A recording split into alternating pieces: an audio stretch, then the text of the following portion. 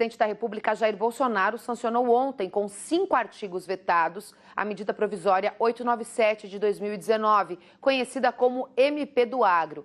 Se a sanção não ocorresse até ontem, a votação realizada no Senado lá no início de março perderia a validade. A medida deve modernizar crédito rural e ampliar fontes de financiamentos para o setor. Essa medida provisória começou a tramitar no Congresso em novembro.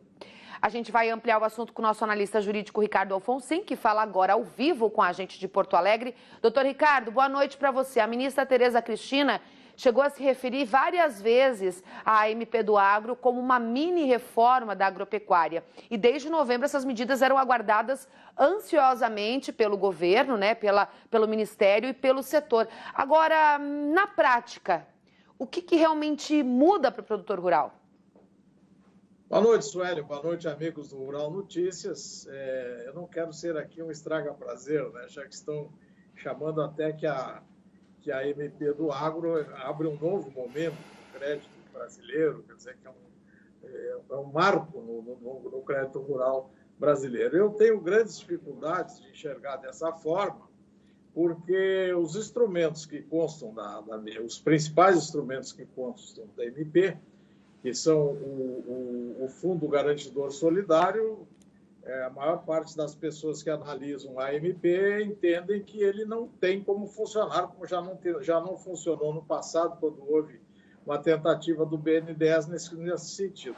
Juntar vários devedores num grupo para que todos estabeleçam um fundo, deste fundo, garanta que se um não pagar, o outro não vai pagar, uma coisa complicadíssima.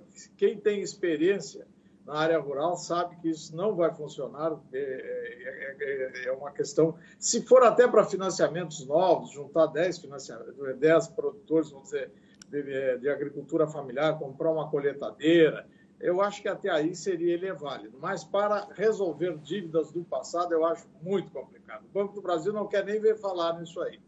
Quanto ao segundo ponto, que é o patrimônio rural em afetação, que a pessoa separa um pedaço do seu patrimônio e cria uma nova matrícula, e esse patrimônio é dado em garantia da cédula imobiliária rural, que foi criada também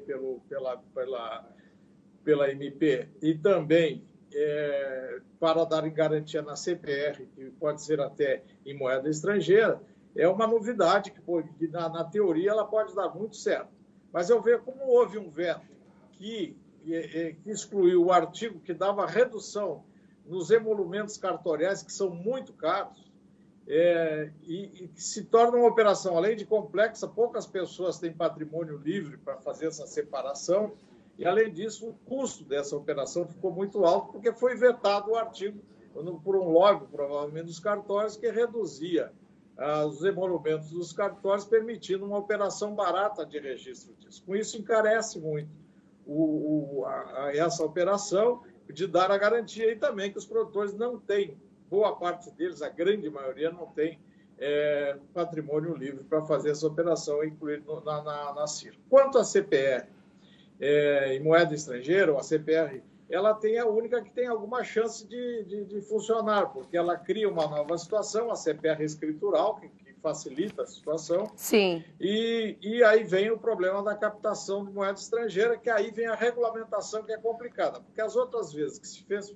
financiamentos em moeda estrangeira, tivemos problemas. Tivemos a famosa 63 Caipira, que era uma operação em dólar. Tivemos uma outra operação há pouco tempo, principalmente lá na área de Luiz Eduardo Magalhães, no Mato Piba, que deu um problema sério, porque dá uma desvalorização da moeda e aí o produtor não pode pagar aquele financiamento. Então, terá que ter uma regulamentação muito própria, que tenha um hedge que garanta, que dê uma condição de que ele cumpra isso aí. Então, são coisas, e aí houve o veto de coisas importantíssimas para estruturar o produtor rural. O PESA, que tinha uma prorrogação, foi excluído, as dívidas do Nordeste, junto ao Banco do Nordeste, o Banco da Amazônia, foi excluído no veto, e as dívidas do Funterra, ou seja, do crédito fundiário, que seria importante para milhares e milhares de pessoas, também foi vetado. E também foi vetado o problema, as questões de redução tributária, tanto para cooperativas como para pequenos produtores, que eu entendo que realmente é uma situação que não poderia acontecer. Então, tudo isso, infelizmente, descaracterizou e cria problemas para que essa MP seja implementada, e nós teremos aí muito tempo de discussão novamente quanto a isso, e a médio prazo todos estaremos mortos, aí, como já dizia Keynes e outros lá na história. Tem que ter a urgência nas coisas hoje no Brasil. O nosso ministro Guedes parece que entende e tem na cabeça que a agricultura está nadando em dinheiro, não tem que dar soluções para esses problemas. Tá aí o desabafo do nosso analista jurídico Ricardo Alfonsin.